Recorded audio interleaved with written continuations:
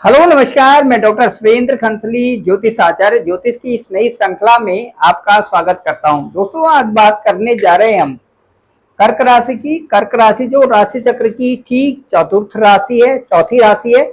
और इस राशि के जो लॉर्ड हैं वो चंद्रमा है। जैसे कि चंद्रमा और सूर्य एक विशेष दर्जा रखते हैं पूरी राशि चक्र में, और जिनका चंद्रमा और सूर्य अच्छे होते हैं उनके मन का भी प्रभाव अच्छा होता है और उनका आत्मबल भी अच्छा होता है। तो जो कर्क राशि है, कर्क राशि में अभी कर्क राशि को हम कैसे डिफाइन करते हैं? कर्क राशि का मतलब ये है कि जिन लोगों का भी पुनर्वसु, पुष्य और अश्लेषा नक्षत्र हैं, वो जन्म के समय में उनकी कर्क राशि है। अब कर्क राशि से संबंधित जो जो इनका जो एनालिसिस है वो आज की डेट में और जून के महीने में विशेष करके ये बताता है कि जहां जहां पर प्लेनेट जो ट्रांजिट कर रहे हैं उनका विश्लेषण इस समय बहुत महत्वपूर्ण कर्क राशि के लिए हो जाता है। अब वो कैसे? जैसे देखिए, ये आपकी जो जहां पर आपकी कर्क राशि है, यह आपका कर्क लग्न है, तो वहीं पर मार्स यानी कि मंगल वहीं पर गोचर कर रहे हैं, वहीं ट्रांजिट में है मार्स। तो मंगल का उसी स्थान में ट्रांजिट होने का मतलब है कि मन के ऊपर प्रभाव, मन के ऊपर प्रभाव। तो मन के ऊपर प्रभाव क्या होंगे? मंगल क्या है? मंगल एक चंचलता भी है, मंगल एक एग्रेशन भी है, मंगल एक तत्व क्या है? तत्व अग्नि तत्व है। तो इस जो ये तीनों तीनों प्रभाव हैं, वो तीनों एलिमेंट इस जो ये कर्क राशि है उनको प्रभावित करेंगे। ये सीधे सीधे एक एग्रेशन भी हो सकता है। दूसरा मंगल से संबंधित यहाँ पर चंचलता भी आ सकती है, और मंगल से संबंधित यहाँ पर एग्रेशन भी बन सकता है। ये तीनों चीजें यहाँ पर आपके साथ में हो सकती है, संभवतया हो सकती हैं। दूसरा इसका फोकस ये है कि अपने कामों की तरफ आप बहुत ज्यादा लगे हुए हैं, ये भी है। मंगल चंद्रमा के साथ में ये बताता है कि जो वर्किंग है आपकी, वर्किंग में आप बहुत ज्यादा वर्किंग की तरफ फोकस्ड है, और उस वर्किंग की तरफ फोकस्ड होने से आप जब तक उसका रिजल्ट नहीं आ जाते तब तक उसमें आप पूर्ण तरह से उसमें आपका डिवोशन चल रहा है, ये भी है। अच्छा, अब उसके बाद क्या होगा? सेकेंड हाउस में देखिए केतु।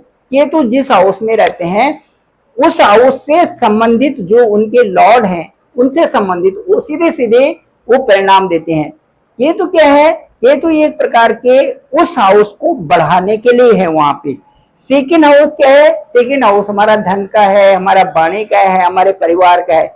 इन चीजों में उन्नति देने के लिए यहाँ पर केतु आ रखे हैं। सीधे सीधे आप ये मान के चलिए कि जो सूर्य है, सूर्य जो सन है, सन सीधे आपके कहां पर है? आपके इनकम के हाउस में है। आपकी इनकम में बढ़ोतरी करेंगे केतु यहाँ पर रह करके, उसमें बढ़ोतरी करेंगे, आपके इनकम में भी बढ़ोतरी करेंगे। साथ साथ में आपके कुटुंबी जन जो आपके बड़े लोग हैं उनके साथ में अच्छा रिस्पेक्टफुल एक माहौल भी बनाएंगे। ये सारी चीजें यहाँ पर केतु करेंगे।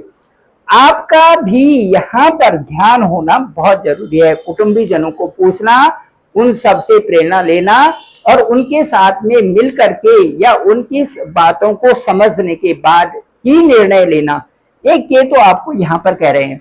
अब जब भी आपकी राशि से असेंडेंट से इधर या इधर दोनों तरफ, राइट और लेफ्ट, जब भी राशि के दोनों तरफ यहाँ पर केतु या मंगल होते हैं तो एलर्जी से संबंधित या ईएनटी से संबंधित, आइस से संबंधित, या वहां पे नोजल से संबंधित, या वहां पे थ्रोट से संबंधित ये प्रॉब्लम्स यहाँ पर बनती हैं।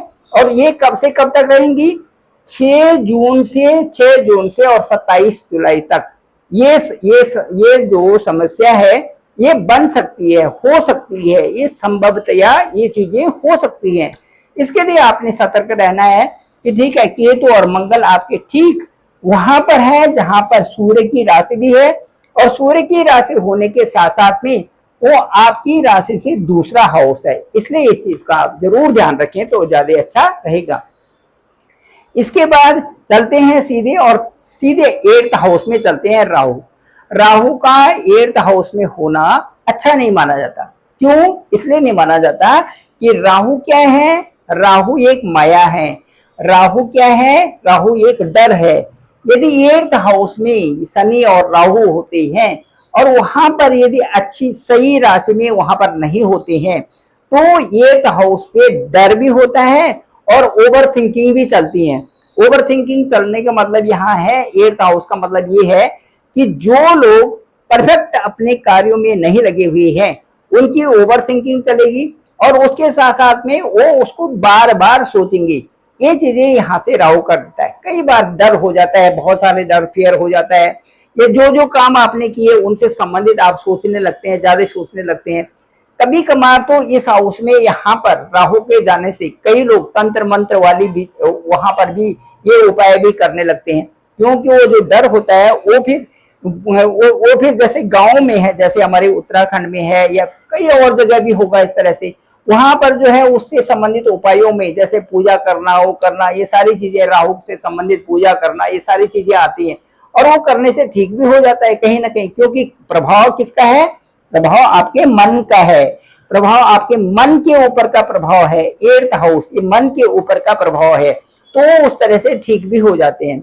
इसी तरह से मैं कहूंगा कि जो 8th हाउस है ये हमारा एक ऐसा हाउस है जिस हाउस में कि हमें ऐसा लगता है कि ये हमें कुछ न कुछ कमियां वहां पर हो रही है और इन कमियों को पूरा करने के लिए हमें अपने मन पर विशेष करके ध्यान देना पड़ता है। यदि मन को हम अच्छा बना ले, राहु से संबंधित उपाय कर रहे हैं और उसके साथ साथ में राहु से संबंधित जो शनिवत राहु है यहाँ पे, तो शनिवार शनि मंदिर में जाना, काली चीजों का दान करना, ठीक है, ये सारी चीजें, क्योंकि राहु 8th हाउस हमारा आयु का भी होता है, इसलिए दुर्घटनाओं से भी संबंध रखता है ये स्थान, दुर्घटना से संबंध भी रखता है। इसलिए थोड़ा सचेत रहना, अपने बारे में सोचना, अपने बारे में पॉजिटिव सोचना, ये तब यहाँ पर राहु ठीक रहेंगे। कहने का मतलब है कि जो वो चाहते हैं वो कार्य करिए, लेकिन उन कार्यों में सतर्क रहना। राहु एक बेलगाम घोड़े की तरह है और वो अपने वहां पर स्पीड से कार्य कराएंगे, वो आप करिए, इसमें कोई संदेह नहीं है, लेकिन उनमें अपनी सोच समझदारी वहां पर रखनी पड़ती है। राहु उठा पटक भी कर देते हैं, इसलिए ये चीजें हैं। इसलिए कहते हैं कि 8th हाउस आयु का हाउस है और यहाँ पर राहु के होने से दुर्घटनाओं का भी डर लगा रहता है। ठीक है, अच्छा चलिए अब सैटर्न के बारे में बात करते हैं।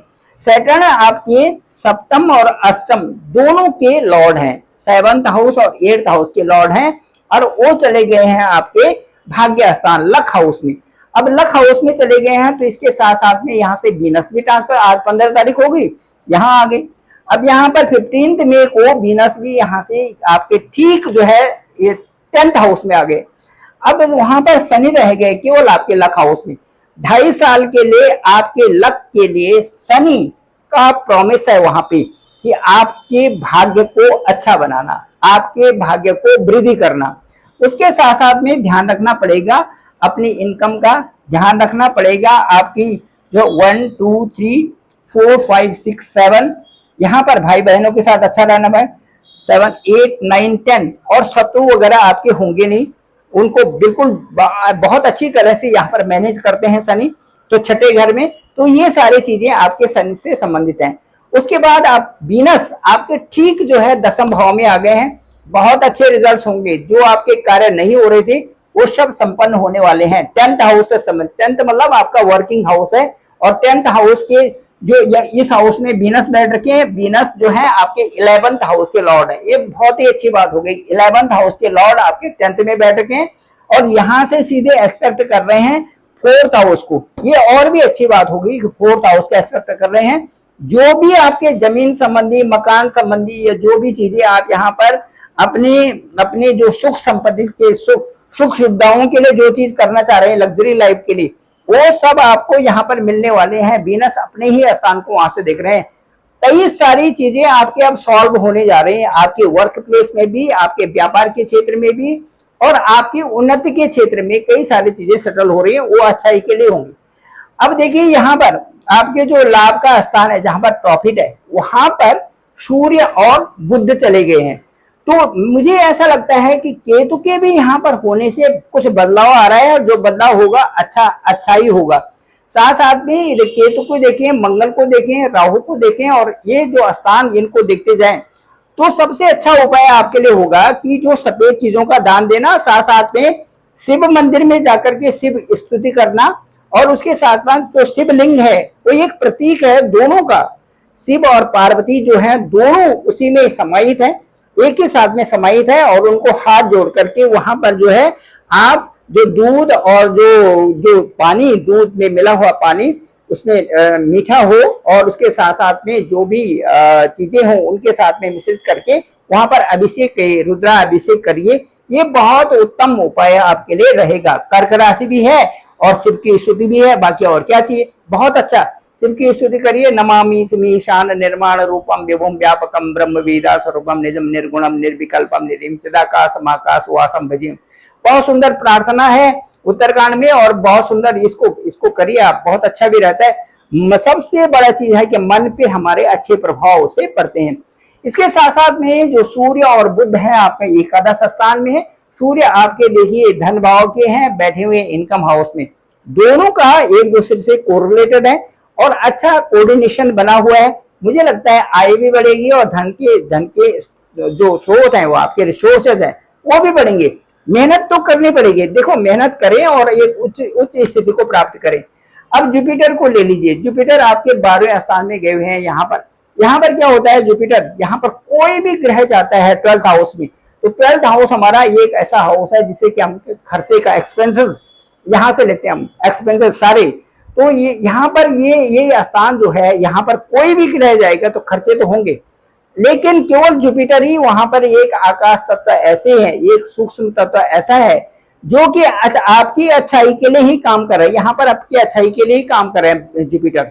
ये बृहस्पति यहाँ पर आपको क्या कर रहे हैं, आपके जो अपने लोग हैं उनके बारे में सोच रहे हैं, उन पर खर्चा कर रहे हैं, जो आवश्यक चीजें हैं उन पर खर्चा हो रहा है, जो आपके भविष्य में या धार्मिक कार्यों से संबंधित खर्चा हो रहा है, विवाह वगैरह पे खर्चा हो रहा है, अच्छी चीजों पर खर्चा हो रहा है, प्रॉपर्टी पर खर्चा हो रहा है।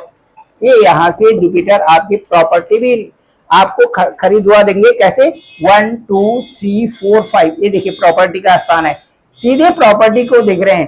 तो प्रॉपर्टी लेने का भी ये टाइम है आपका, प्रॉपर्टी भी ले सकते हैं, लैंड परचेज कर सकते हैं, ठीक है, जो आप अपनी लग्जरियस लाइफ को बढ़ा सकते हैं, अच्छा बना सकते हैं।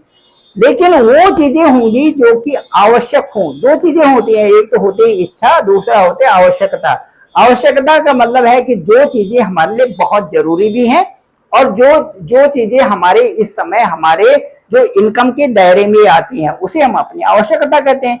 तो यदि हमारे पास पैसा बहुत है, मैं गाड़ी ले रहा हूँ, मैं मकान ले रहा हूँ, मैं लैंड परचेज कर रहा हूँ, तो अच्छा है, तो जुपिटर आपको करवा रहे हैं। और जहां पर ये होती है कि आपकी इच्छा तो बहुत सारी होती है, असीमित होती है, अनलिमिटेड होती है, और उसके साथ साथ में जो आवश्यकता होती है, आवश्यकता वो होती है जो कि आपको बहुत जरूरी है आपके लिए, वो है यहाँ पर जुपिटर, वो करवाएंगे आपसे जो बहुत जरूरी है, उन चीजों पर आपका फोकस करेंगे यहाँ से जुपिटर। तो ये था ओवरऑल। और थोड़ा सा यहाँ पर ईएनटी से संबंधित प्रॉब्लम्स, जैसे मैंने कहा कि मार्स भी यहाँ पर आने वाले हैं 7 जून को, तो यहाँ पर केतु के साथ में मार्स भी रहेंगे, और यहाँ पर उनका ड्यूरेशन होगा 6 जून से और 28 जुलाई तक, ये थोड़ा ध्यान देने की। सूर्य भी आपके 15 जून को आपके द्वादश स्थान में या 12th हाउस में जाएंगे। उसके बाद मरकरी जो बुध है ये भी शिफ्ट हो जाएंगे ठीक 12th हाउस में, ये 6 जून को यहाँ पर चले जाएंगे। कुल मिलाकर के मैं ये कहता हूं कि बस प्रभु का ध्यान रखिए जरूर। जो भी जिसका भी पूरे जगत में सबको मैं बोलूंगा कि जो भी किसी भी धर्म को मानने वाला है, एक नाम का जरूर जप करना है, उस जप को आप जपते रहिए, नाम को जपते रहिए। कहा हुआ है, रामचरितमानस में भी कहा है कि कलयुग नाम एक आधारा, सुमरि सुमरि नर उतरहि पारा। ये जो सुमिरन है ना, नाम का सुमिरन है, उसी में पावर है, उसमें पावर आ जाती है। जब हम किसी नाम को जपते रहते हैं तो हमारे अंदर की जो ऐसी चीजें होती हैं, कई सारे डिजायर जो लाइफ में हमारे साथ में चल रही है वो हटती जाती हैं, और फिर हम एक सात्विकता की तरफ आगे बढ़ते हैं, जिससे हमारे मन मस्तिष्क पर अच्छा प्रभाव पड़ता है। यही कर्क राशि वालों के लिए बता रहा हूं, क्योंकि कर्क राशि जो है मन का कारक है। मन को बहुत अच्छे ढंग से संजो करके चलिए और आप बहुत उत्तरोत्तर उन्नति करते जाएंगे, इसमें कोई संदेह नहीं। Thank you very much. मैं डॉक्टर सुरेंद्र खंसली, ज्योतिष हाजिर है। डिस्क्रिप्शन पे मेरा नंबर है 9868280191। आप मुझे डायरेक्ट कॉल कर सकते हैं, मैं आपका कॉल पिक करूंगा। साथ साथ में आपको जाएंगे आपका असेंडेंट और कहां पर बैठे हुए हैं आपके लग्न, कहां लग्न भाव के जो लग्नेश हैं कहां पर बैठे हुए हैं, सेकंड हाउस में क्या है, और साथ साथ में जो फोर्थ हाउस जो आपकी लाइफ है, सुख जीवन का है, वो कैसे है, साथ साथ में आपका जो कैरियर है वो किस तरह से रहेगा, और धन आने की संभावनाएं कब बन रही है, कितनी बन रही है, आप कितनी प्रोग्रेस कर रहे हो, और आप जो है विदेशों में क्या क्या प्रोग्रेस कर रहे हो। जैसे जुपिटर इस समय विदेश भाव में है, तो विदेश भाव में आपसे बहुत सारे कार्य करवा रहे हैं, हो सकता है कि आपका सेटलमेंट में विदेशों में करवा सकते हैं। Thank you very much. आप सभी लोगों का आभार, आप सभी लोगों का बहुत बहुत धन्यवाद। मेरे इस चैनल को आप सब्सक्राइब करिए, सभी लोगों तक भेजिए ताकि सबको इसकी जानकारी हो सके। जरूर करिए, और अपनी कुंडली को दिखाने के लिए ओवर फोन मैं आपसे बात करूंगा, सिर्फ मैं ही आपका फोन पे करूंगा और आपसे बहुत सारी ढेर सारी बातें करेंगे, पूरा कुंडली को एनालिसिस करेंगे आपके नेटाल होरोस्कोप को, और उसके बाद आपका जो नवांश कुंडली है और जो ट्रांजिट कुंडली है सबका समन्वय करते हुए ओवर फोन आप तक उसको भेजेंगे। और मुझे ऐसा लगता है कि जो भी वार्ता होगी वो आपके लिए अच्छी होगी। Thank you very much. आप सभी लोगों का आभार, आप सबका बहुत बहुत धन्यवाद।